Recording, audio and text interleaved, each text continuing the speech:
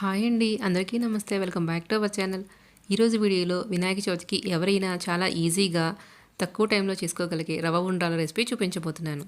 బియ్యం రవ్వతో చేసుకునే ఈ ఉండ్రాలని ఎవరైనా చాలా ఈజీగా 15 నిమిషాల్లో ప్రిపేర్ చేసుకోవచ్చు. ఈ ఉండ్రాలు ప్రిపేర్ చేసుకోవడం కోసం ముందుగా ఒక హాఫ్ కప్పు పచ్చిశనగపప్పు తీసుకొని వాటిని ఒక 2 సార్లు శుభ్రంగా వాష్ చేసుకొని తగిన వాటర్ పోసుకొని ఒక గంట నానబెట్టుకోవాలి. నెక్స్ట్ ఉండ్రాలు ప్రిపేర్ చేసుకోవడం కోసం ఒక కప్పు బియ్యం రవ్వను తీసుకోవాలి. బియ్యం రవ్వ బయట సూపర్ మార్కెట్లో అవైలబుల్గా ఉంటుంది. మీరు ఇంట్లో ప్రిపేర్ చేసుకోవాలనుకుంటే బియ్యాన్ని శుభ్రంగా కడిగి ఆరబెట్టుకొని దాన్ని రవ్వగా మిక్సీ వేసుకోవాలి. శనగపప్పు నానబెట్టుకున్న తర్వాత ఇప్పుడు నెక్స్ట్ ప్రాసెస్ స్టార్ట్ చేసుకుందాం. ఇప్పుడు స్టవ్ మీద ఒక కడాయి పెట్టుకొని దానిలో 1 టేబుల్ స్పూన్ నెయ్యి వేసుకోవాలి. నెయ్యి వేడిన తర్వాత మనం తీసుకున్న 1 కప్పు బియ్యం రవ్వని దీనిలో యాడ్ చేసుకోవాలి. మంటని లో ఫ్లేమ్లోనే ఉంచుకొని మధ్య మధ్యలో కలుపుకుంటూ రవ్వ మాడిపోకుండా బాగా ఫ్రై చేసుకోవాలి. ఇలా రవ్వ ముందుగా ఫ్రై చేసుకోవడం వల్ల ఉండ్రాళ్ళ టేస్ట్ కూడా చాలా బాగుంటుంది. కొంతమంది రవ్వను ఫ్రై చేయకుండా డైరెక్ట్ వాటర్లో యాడ్ చేసుకుంటూ ఉంటారు.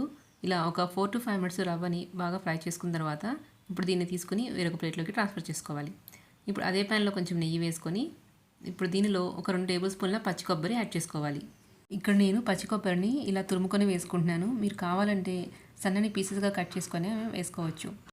ఇలా పచ్చి కొబ్బరి పచ్చివాసన పోయేంత వరకు 2 నిమిషాలు ఫ్రై చేసుకోవాలి. ఇప్పుడు 2 నిమిషాల తర్వాత మనం ముందుగా నానబెట్టుకున్న పచ్చిశనగపప్పుని వాటర్ని తీసేసి వేసుకోవాలి. శనగపప్పును కూడా ఒక 2 నిమిషాలు ఫ్రై చేసుకున్న తర్వాత ఇప్పుడు దీనిలో మనము 3 కప్పుల వాటర్ని యాడ్ చేసుకోవాలి. ఏ కప్పుతో అయితే బియ్యం రవ్వ తీసుకున్నామో అదే కప్పుతో ఇక్కడ నేను 3 కప్స్ వాటర్ యాడ్ చేసుకుంటున్నాను.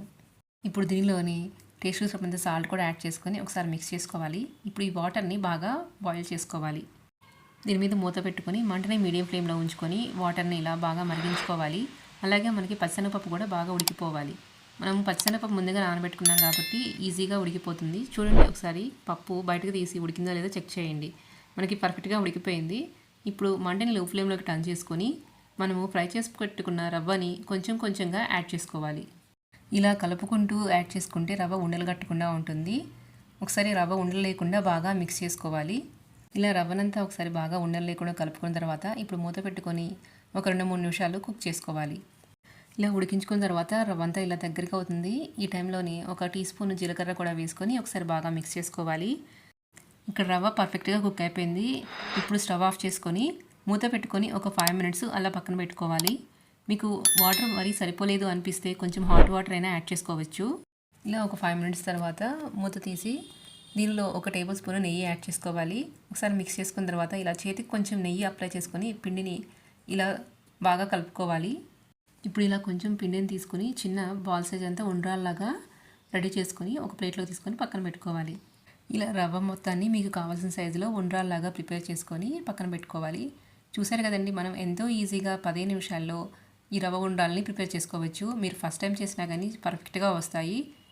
చూసారు కదండి ఉండ్రాళ్ళని ఎంత ఈజీగా ప్రిపేర్ చేసుకోవచ్చో. మీకు నా వీడియో నచ్చినట్లయితే ఇలాంటి మరిన్ని రెసిపీ అప్డేట్స్ నోటిఫికేషన్ మీకు రావాలంటే మన ఛానల్ని సబ్స్క్రైబ్ చేసుకోండి. అలాగే మీ ఫ్రెండ్స్తో కూడా షేర్ చేయండి. Thank you for watching.